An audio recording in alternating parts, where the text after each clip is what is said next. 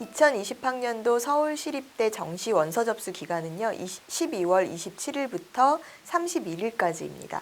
서류 제출은 30일부터 2020년 1월 2일까지 진행되고요.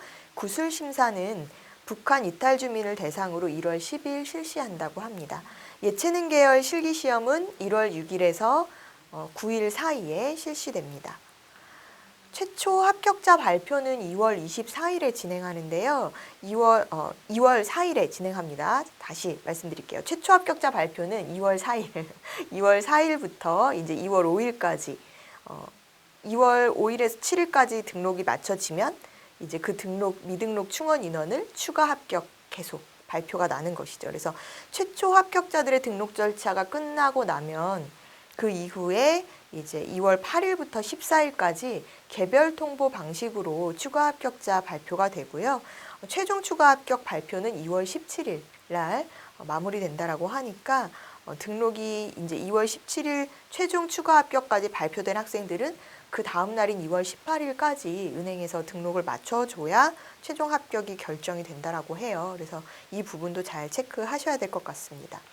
올해 시립대 변화가 있다면 새로 이제 정시에서 융합 전공학부가 신설되었다라는 점입니다. 그래서 지난해에 비해서 이제 신설학과이고 또 여기서 11명을 모집하기 때문에 지난해보다 이제 인원은 이 신설학과를 포함해서 조금 증가했다라고 보여지고요. 지난해까지는 뭐 이전 해에 비해서 수능 과목의 변화라든지 이런 부분이 있었을지 몰라도 올해는 사실 전형 방법에는 큰 변화가 없는 편이에요. 그래서 지난해 정시 전형 방법하고 거의 비슷하다라고 보시면 될 것 같습니다. 시립대 정시도 역시나 수능 100% 전형으로 치러지고요. 영어는 등급별 점수를 반영하는 방식입니다. 또 한국사는 감점제로 이제 진행이 되는데요. 예체능 계열은 이제 음악학과의 경우에 수능 20%에 학생부 20% 그리고 실기가 60% 반영이 되는 방식이거든요. 그래서 음악 계열 같은 경우에는 학생부도 반영이 된다. 또 산업 디자인 계열도 지금 전체 학생부 20%에 실기 20%가 또 추가로 반영되는 부분이 있어서 1단계 통과하고 나면 학생부와 실기고사가 반영되는 방식이 있다. 이렇게 생각하시면 될 것 같습니다. 또 인기가 많은 스포츠과학과 같은 경우는요. 1단계에서 사배수를 선발하고 2단계에서 학생부 20에 실기 30%가 반영되는 방식이니까요. 이런 예체능 계열 같은 경우에는 정시에서도 학생부가 반영이 일부 된다. 이렇게 보시면 될 것 같습니다. 그래서 지금 인문자연계는 그냥 수능 100%, 그리고 예체능 계열은 다단계 방식으로 진행되면서 2단계에서 일부 학생부가 반영이 된다. 그리고 학생부 보통 20%가 반영이 되는데 그 안에는 교과가 18%, 비교과가 2% 정도의 비중으로 들어간다. 이렇게 보시면 돼요. 그래서 가끔 이런 질문 하시는 경우 있죠. 그러니까 정시에서 학생부가 반영될 때 그 비교과가 그러면 뭐 수상 실적이라든지 이런 부분이 다 들어가는 건가요? 이렇게 물어보시는 경우 있는데요. 서울시립대 예체능 계열 정시에서 반영하는 학생부에서 비교과는요, 출결 사항만 반영이 되니까 그 부분 체크하시면 돼요. 그래서 너무 많은 결석과 조퇴가 있지 않은 이상은 크게 감점이 되지는 않을 것이다. 이렇게 보시면 될 것 같습니다. 수능 반영에서 이제 영역별 반영 비중을 살펴보면은요, 인문계는 1, 2 나뉘어요. 그래서 인문 1은 전반적으로 인문 사회 계열이지만 인문 2는 경제, 세무, 경영 학과만 인문 2로 이렇게 분류가 돼서 인문 1, 2로 해서 수능 영역별 반영 비중이 다른데 수학 반영에서의 비중 차이가 좀 있습니다. 그래서 인문계는 전체 이제 국어가 30, 그리고 수학이 30, 영어 25, 탐구 15 두 과목 이렇게 반영이 되지만 인문 2, 경제, 경영, 세무 이런 학과들은요. 수학 반영 비중이 35%로 일반 인문계 반영 비중보다 약 5%가 좀 높은 편입니다. 그러면 나머지 5%는 어디서 빠지느냐? 탐구에서 빠지죠. 그래서 탐구가 10%, 수학이 35% 이 비중으로 들어간다라고 보시면 되고요. 자연 계열 같은 경우에는 국어가 20%, 또 수학이 30%, 영어 20%, 그리고 탐구가 30% 과탐으로 해서 30%가 반영된다. 이렇게 보시면 됩니다. 예체능 계열도 이제 음악이냐 디자인 계열이냐에 따라서 요 영역별 반영이 좀 다릅니다. 그래서 음악 같은 경우에는 국어가 50, 영어 50 이렇게 해서 수학하고 탐구가 반영되지 않아요. 그래서 국어하고 영어만 반영이 되고 또 산업 디자인은 국어 40에 수학이 20%, 영어 20%이 비율로 반영이 되고요. 또 탐구도 20% 반영이 되죠. 그래서 산업 디자인은 골고루 영역별로 다 반영이 된다라고 보시면 되고 환경 조각학 같은 경우에도 음악학과와 마찬가지로 국어 50에 영어 50만 반영이 됩니다. 스포츠 과학은 수학이 30%, 국어 40%, 또 영어 30%, 그리고 탐구는 반영되지 않으니까요. 내가 지원하려고 하는 예체능 학과별로 수능 반영 영역이 비중이 다 다르다라는 거 보시면 될 것 같습니다. 이렇게 이제 전형 방법은 수능 100%지만 학과 계열별로 모집 단위별로 분류가 되어서 영역별 반영 비중이 좀 다르구나라는 거 알고 계시면 될 것 같고요. 한국사 같은 경우에는 그 모집 단위 감점제라고 말씀을 드렸는데 4등급까지는 감점이 없습니다. 그래서 4등급까지는 크게 불리함 없이 지원할 수 있고 그 이후부터는 각 2점씩 이제 감점이 진행된다라고 보시면 됩니다. 그래서 4등급까지는 인문계든 자연계든 모두. 보통 인문계 같은 경우는 정시에서 3등급 선까지가 감점이 없는 경우들도 있는데 시립대 같은 경우는 인문계나 자연계 모두 4등급 선까지는 감점이 없어요. 그래서 이제 그 부분도 체크를 하시고 대신에 이제 5등급부터는 2점씩 감점이 되는 방식이니까 그러니까 마이너스 2점, 마이너스 4점 뭐 이런 식으로 진행이 된다라고 보시면 되고요. 그리고 영어 등급 같은 경우에도 이제 등급별 점수 환산으로 해서 들어가는데요.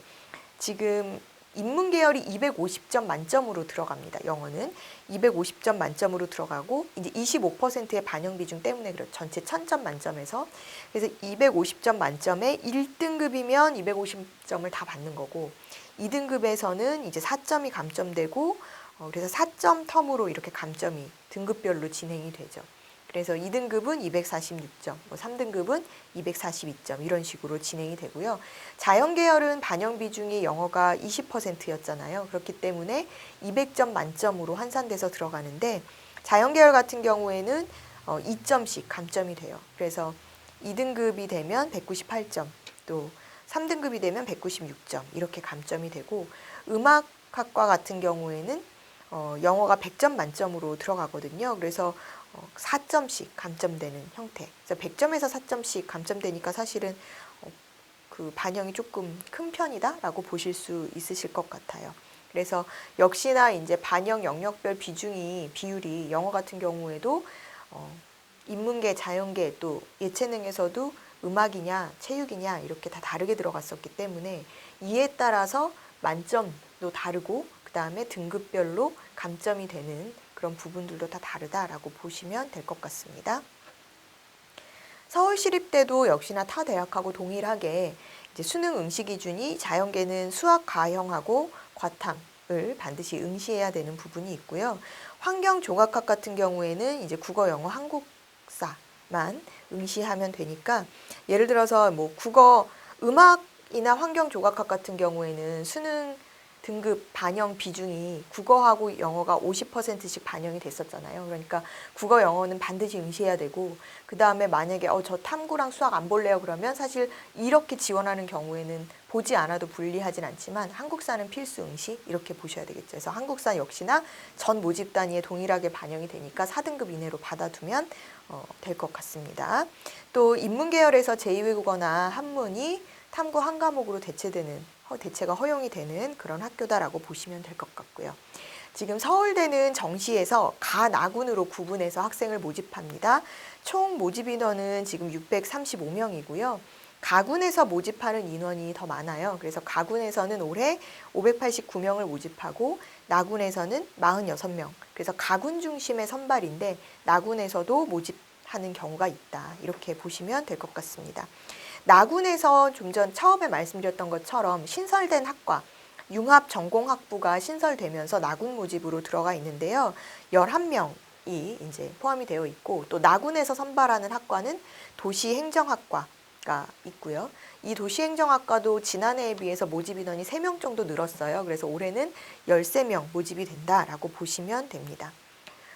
융합전공학부 같은 경우에는 이제 국제관계학이라든지 빅데이터 분석학, 도시공학, 도시부동산 기획경영, 또 도시역사 경관학 등등이 이제 포함되어 있는 학부예요. 그래서 어떻게 보면은 조금 생소한 학과이기도 하고, 그 다음에 학과 명칭이 뭔가 좀 전문 특화된 그런 학과이구나라는 생각도 좀 들죠. 그래서 이쪽으로 이제 뭐 도시 사회나 도시 부동산, 도시 기획 이런 쪽으로 좀 관심이 있는 학생들은 사실은 이제 융합 전공학부도 주목해 볼 만하지 않을까 하는 생각이고요.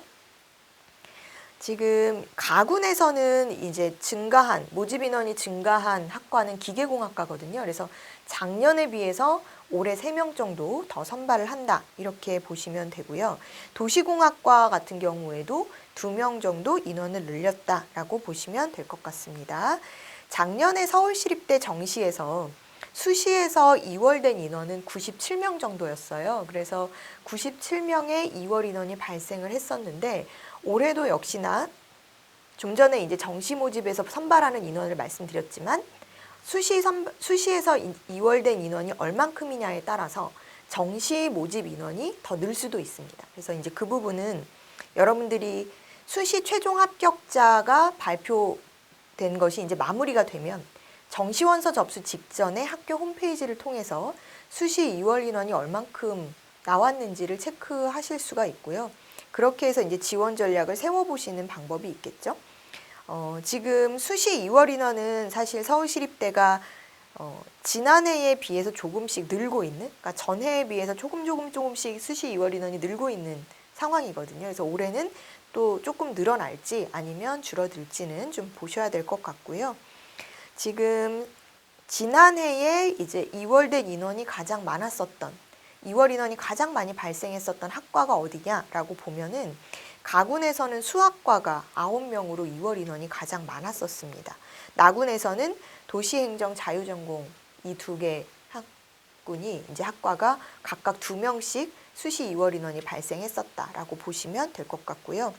지금 지난해의 충원율, 정시 충원율을 전체를 살펴보면, 그러니까 정시에서도 추가 합격이 된 비율을 우리가 체크를 해보면 가군에서 60.5%가 충원율이 발생을 했었고, 나군에서는 66.7%가 충원율 발생이 있었습니다. 그래서 3차까지 이제 진행이 된 걸로 보여지고요.